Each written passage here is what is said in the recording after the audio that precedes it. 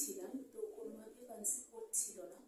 তো তখন বিভিন্ন ডায়াগনোসিসের মাধ্যমে ধরা পড়ে আমার এন্ডোমেট্রিওসিস আছে এবং সেটি একটু অ্যাডভান্স লেভেলেরই।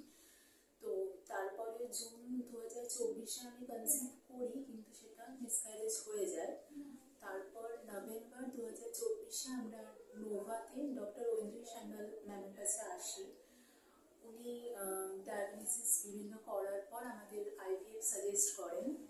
তো অনেকটা ভয় টেনশন নিয়েই আইভিএফ এর দিকে আমরা এগোই ম্যামের উপর ভরসা করে।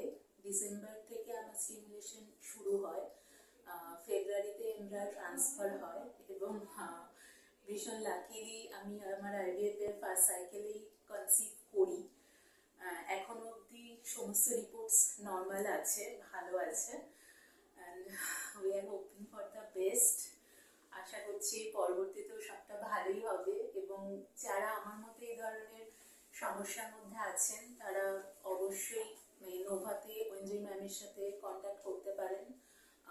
আশা করি কেউ নিরাশ হবেন না।